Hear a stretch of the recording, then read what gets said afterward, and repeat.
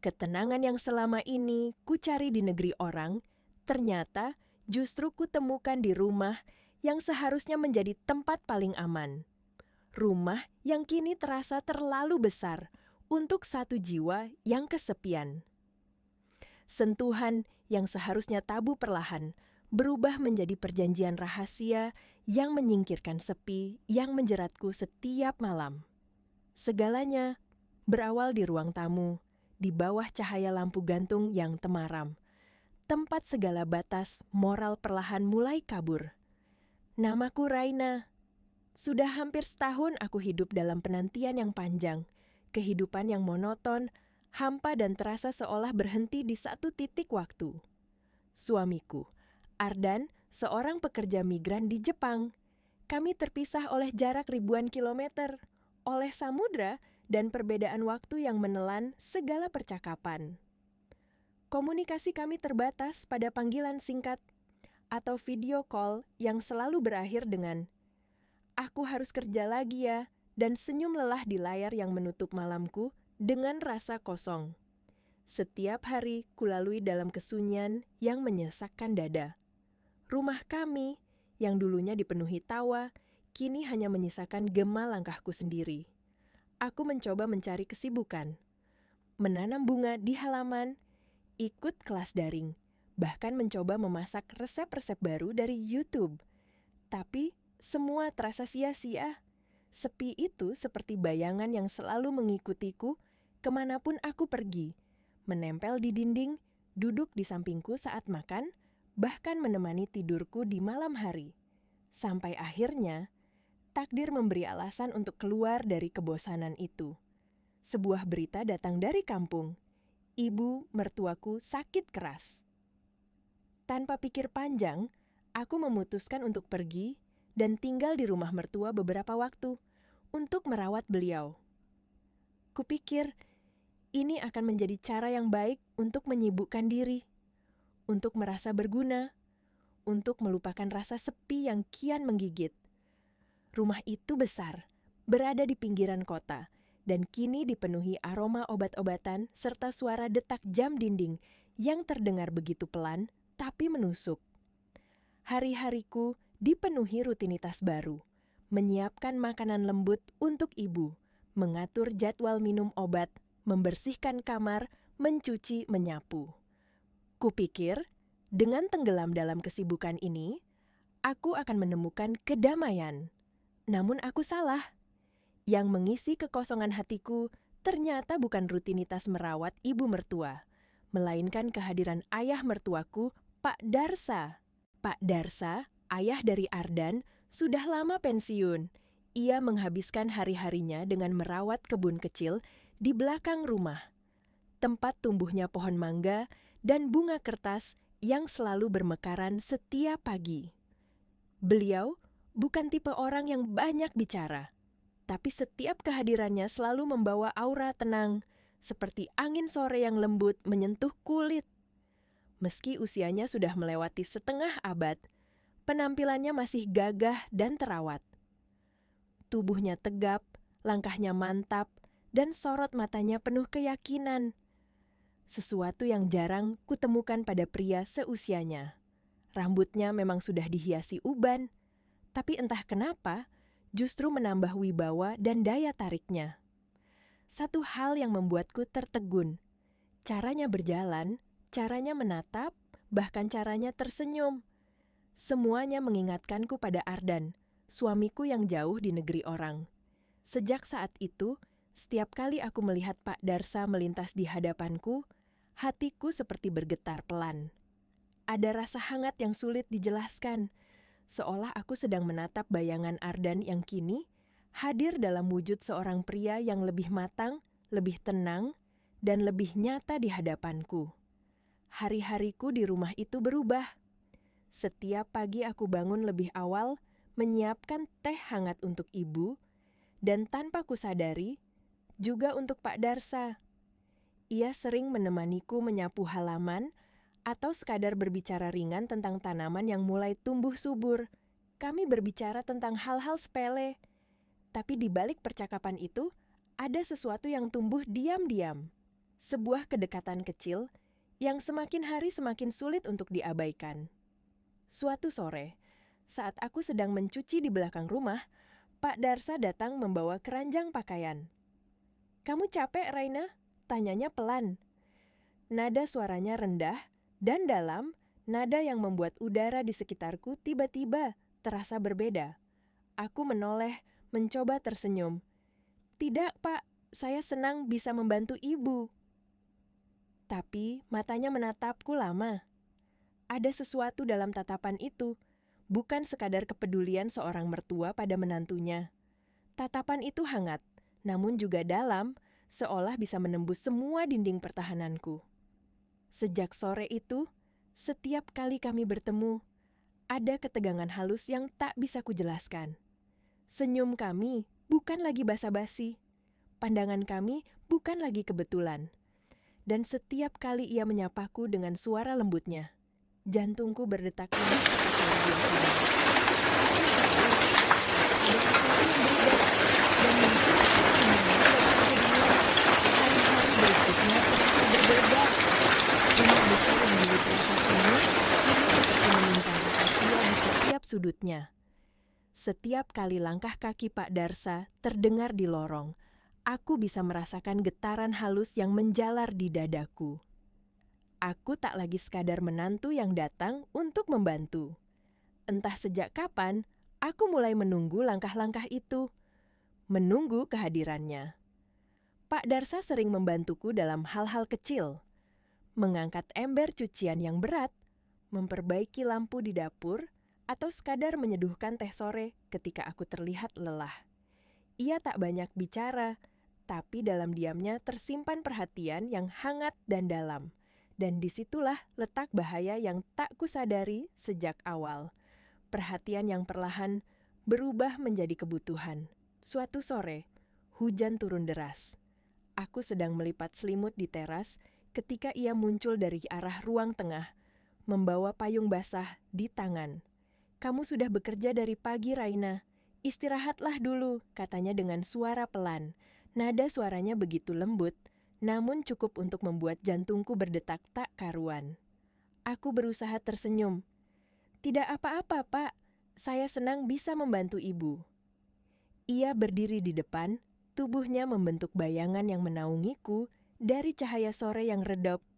Aku menunduk, pura-pura fokus melipat selimut, tapi wajahku memanas. Udara seolah menjadi tebal di antara kami, penuh dengan sesuatu yang belum diucapkan tapi jelas terasa.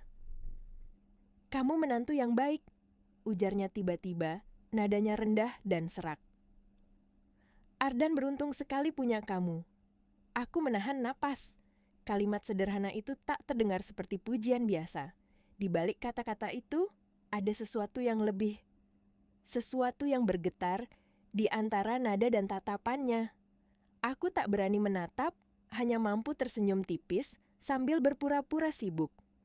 Namun dalam hatiku, sesuatu mulai terbakar perlahan. Malamnya, saat semua orang sudah tidur, aku duduk sendirian di ruang tamu.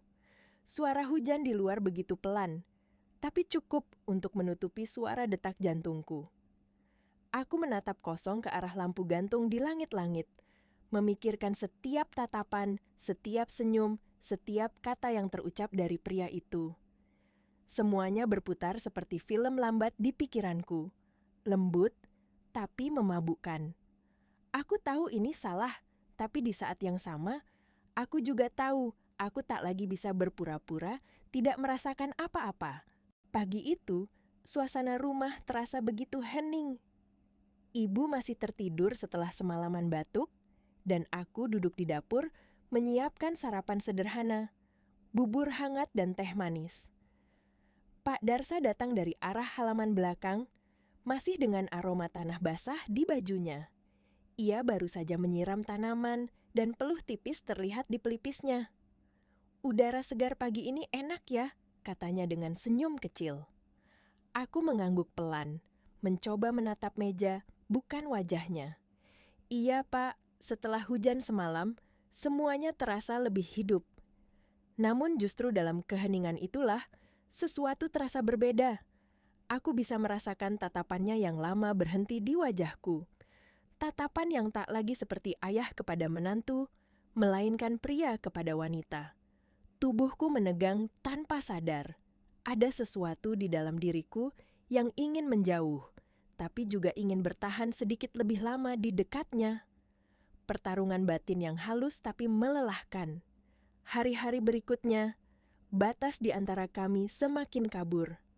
Setiap kali aku melewati lorong sempit, kami kerap berpapasan, dan setiap senyum yang dilemparkan terasa lebih lama dari seharusnya. Setiap kalimat kecil terasa seperti kode rahasia yang hanya kami berdua pahami. Aku mulai menyadari, aku bukan satu-satunya yang kesepian. Pak Darsa pun sama. Suatu malam, setelah memastikan ibu tidur nyenyak, ia duduk di ruang tamu sambil menatap kosong ke arah jendela. Aku datang membawa segelas air hangat. "Bapak nggak tidur?" tanyaku pelan. Ia menoleh, wajahnya terlihat lelah, tapi matanya dalam, seperti menyimpan sesuatu yang ingin diungkapkan, tapi tertahan di bibir. "Kadang, ayah merasa sendiri," katanya akhirnya. "Semua orang mengira ayah kuat, tapi sebenarnya..." Kalimat itu terputus di tengah, dan matanya berpindah ke arahku. Tatapan itu begitu jujur, begitu manusiawi. Untuk pertama kalinya, aku melihat seorang pria, bukan mertua, yang sedang rapuh di hadapanku. Dan entah bagaimana, dalam tatapan itu, aku melihat diriku sendiri. Dua orang yang sama-sama kehilangan, sama-sama haus akan kehangatan, tapi terjebak dalam peran yang tidak bisa diubah. Ruang tamu yang dingin mendadak terasa lebih hangat. Ada sesuatu yang bergeser di antara kami, tak terucap, tapi jelas terasa. Sebuah kesepian yang menemukan cerminnya. Malam itu, ketika aku kembali ke kamar, aku menutup pintu dengan tangan bergetar. Aku tahu setelah malam itu, segalanya tak akan pernah sama lagi. Malam berikutnya turun dengan lembut, seperti menyembunyikan sesuatu di balik sunyinya. Ibu telah tidur lebih awal setelah meminum obat. Aku memastikan selimutnya terpasang rapi, lalu keluar pelan dari kamar. Rumah itu hening, terlalu hening. Hanya terdengar suara jangkrik di luar jendela, dan detak jam dinding yang terasa begitu lambat. Di ruang tamu, Pak Darsa duduk di kursi tunggal, menatap televisi yang suaranya nyaris tak terdengar. Aku membawa buku tebal, berpura-pura membaca di sofa seberang. Tapi pikiranku tidak pada halaman buku itu. Aku bisa merasakan udara di antara kami menegang, mengandung sesuatu yang tidak bisa disebutkan. Beberapa menit kami diam, hingga keheningan itu menjadi terlalu berat untuk dipikul. "Ayah!" panggilku akhirnya, suaraku serak, hampir tak terdengar. Pak Darsa mematikan televisi. Tatapannya berpindah ke arahku. Dalam, tenang, tapi juga bergejolak. Seolah tanpa kata, kami sama-sama tahu bahwa malam itu akan berbeda. "Sudah lama sekali rasanya, ya?" kataku pelan. "Apanya?" "Kesepian ini dan semua yang hilang bersamanya." Kalimat itu menggantung di udara. Tak ada yang menanggapi, tapi mata Pak Darsa menjawab segalanya. Ia bergeser duduk sedikit lebih dekat. Aku bisa mendengar napasku sendiri menjadi tak teratur.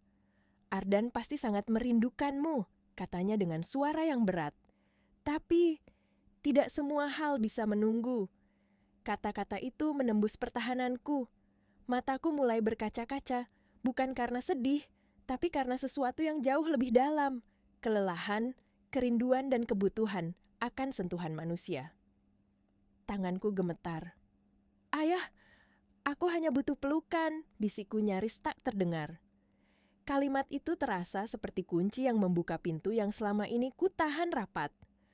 Pak Darsa menatapku lama sebelum akhirnya mengulurkan tangan. Bukan tangan seorang mertua, tapi tangan seorang pria yang memahami rasa sepi. Ketika genggamannya menyentuh tanganku, seluruh tubuhku bergetar. Hangat, menenangkan, tapi juga berbahaya. Aku menatap matanya. Dan dalam sekejap, jarak di antara kami menghilang. Dalam temaram lampu gantung, dunia seolah berhenti. Tak ada lagi peran, tak ada lagi batas. Hanya dua jiwa yang sama-sama tenggelam dalam kesunyian yang akhirnya menemukan pelarian. Malam itu, semua berubah. Setelah malam itu, waktu seolah berjalan lebih lambat. Ruang tamu yang menjadi saksi bisu kini terasa berbeda. Setiap kali aku melewatinya, jantungku berdetak lebih cepat.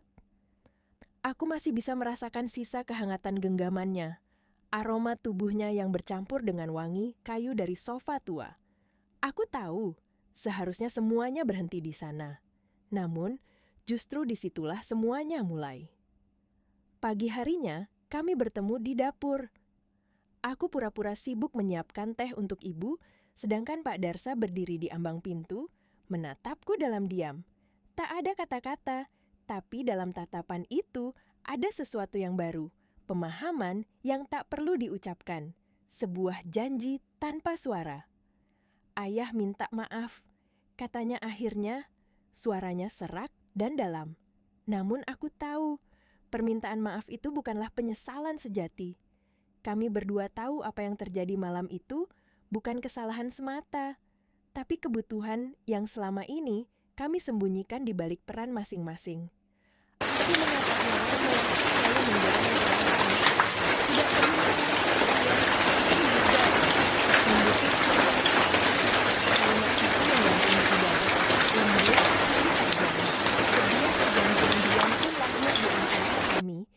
perjanjian yang tak tertulis, tapi terpatri dalam pandangan dan napas yang tertahan. Sejak hari itu, setiap tatapan, setiap sapaan kecil, bahkan setiap kebersamaan di meja makan memiliki makna lain. Kami berbicara dengan hati-hati di depan ibu, seolah tak ada apa-apa.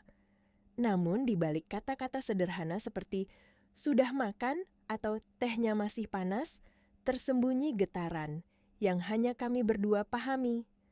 Aku tahu ini berbahaya, tapi sepi itu telah berubah menjadi sesuatu yang manis, sesuatu yang membuatku merasa hidup kembali. Dan di balik semua rasa bersalah yang mungkin muncul di malam hari, ada sisi diriku yang tak ingin menghentikannya. Aku telah menemukan kesibukan baru.